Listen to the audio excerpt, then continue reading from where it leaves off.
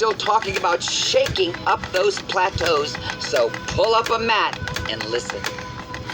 Takes a lot of guts to stand up here and talk about gaining weight back, because it is the most horrible thing, and especially like when you've gained weight, you've lost weight, okay, and then people have seen you and you look so good, and so like 6 months pass, and well, you start to eat and you put some weight back and you see the same person, they go,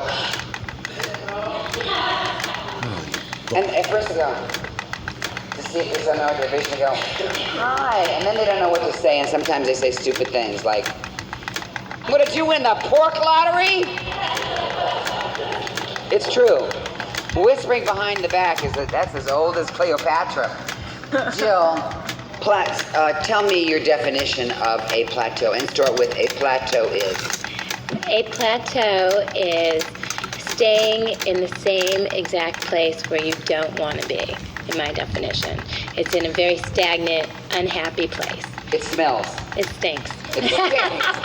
It's just terrible. Tell it like it is. It's like the P word. It's terrible. It's like the what? P word. Plateau. The P word. Plateau. You don't want to know it. Okay. It's PU. Are you on a plateau? Yeah. I don't like it. How? I've stayed stagnant for a long time, and I really want to change. Why do you think you're on a plateau? Do you think it has anything to do with any of the lifestyle activities that you... Are you referring to my princess lifestyle? No, I was referring to, if you're on a plateau, do you think that you're eating in a healthy manner to get off the plateau? Yes or no? I think... Good, okay. Now, we're going to move on to the next. Thank you for answering the question, and the answer goes to... Well, you know, when someone drives up and their license plate is gravy, I mean, you know, that's your license plate. Everyone waves at her when she drives, gravy! Got any? Seriously, why are you on a plateau now? Well, now I think I'm just starting to get out of it, but I think for the last while that I've been in the plateau, I've been eating out way too much. Eating out way too much? I don't ever cook, ever. Ever cook? Never. It's a foreign word to me. It's a foreign word, cooking? Cooking. It's foreign. I don't know it.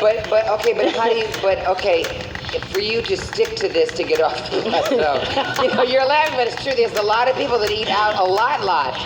I'm telling you, some of you are turning into white styrofoam takeout bags. Because I know your personality, and I adore you, and this weight is a heavy burden on you. You don't like it at all. I hate it. Every day I struggle with it. I hate it. I want to get rid of it. And I know I have it in me, and I don't know how to get out of it. I mean, you have to take the key, and you have to unlock the door, and you have to walk out of it. I need help with that. That's why I'm here. Well, I'm your key. Yay! Thank you, Jill.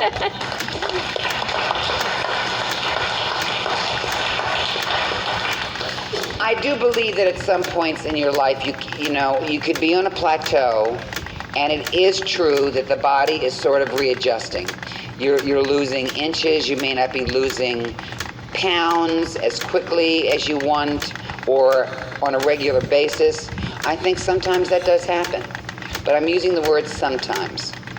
But I think for most people who are on a plateau, especially on a week, if you go through a whole week and you're on a plateau, I do think it has something to do with the fork. I think it has something to do with the eating habits. I think it has something to do with, am I exercising less? Because the thing, if you lessen what you're doing to get to where you're going, you're going to get there slower, or you're not going to get there. To get off of a plateau, I think it's got to start mental. I think before, you're just looking right now at numbers, and some of you have sort of, how can I say, trained yourself. I'm on a plateau. I'm doing everything I'm supposed to be doing.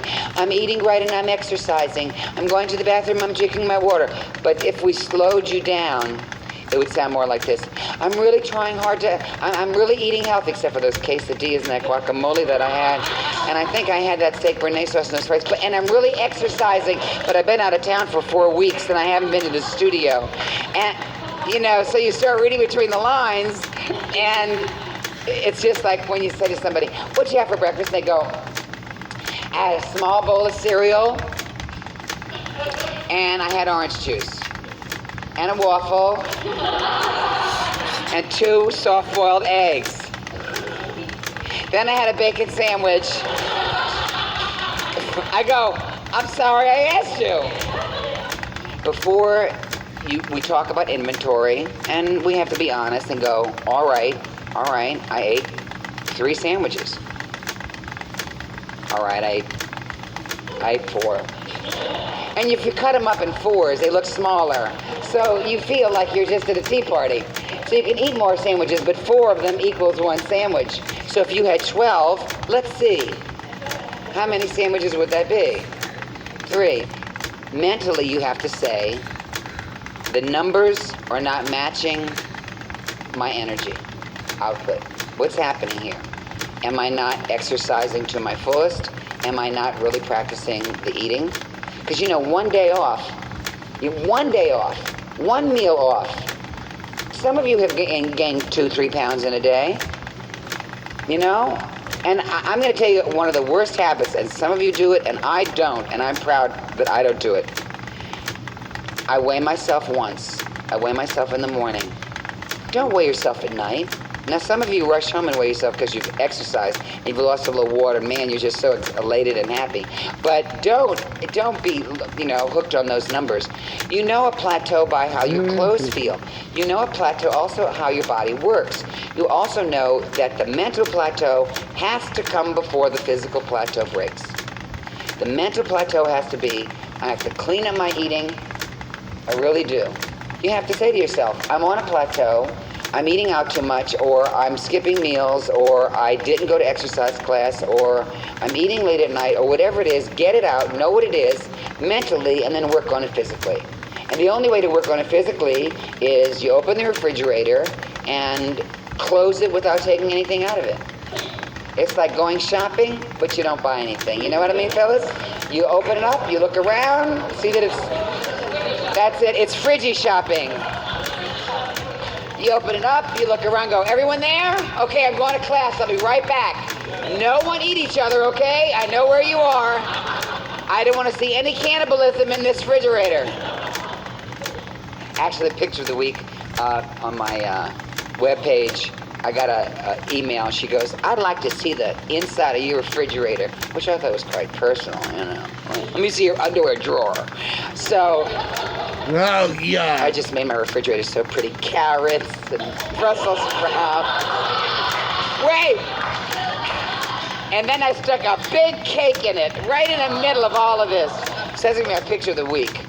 If you're on a plateau, you're not drinking enough water. On the food movement, there's water, and there's all these things. And when you reach a plateau, you really have to inventory mentally, get that done, see where you are, and then put into action how you can get off this plateau. Now, here are some mistakes. If you starve for a day or 2, you will get off the plateau. If you throw up, you will get off the plateau. I'm being serious. If you take laxatives, you will get off the plateau. And if you over-exercise and do too much and hurt your body, you will get off the plateau. Those are all the wrong ways. There's only one right way. Admitting you're on it, mentally facing what's causing it, and then taking action.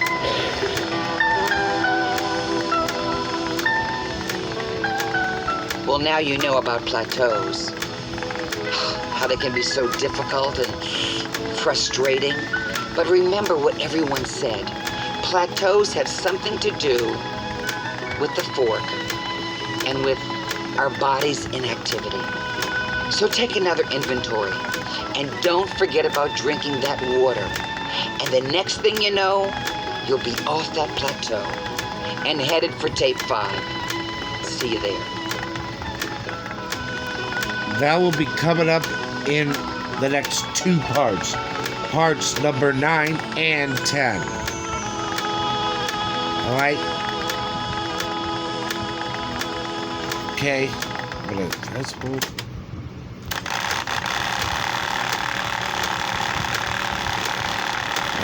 grindy noises.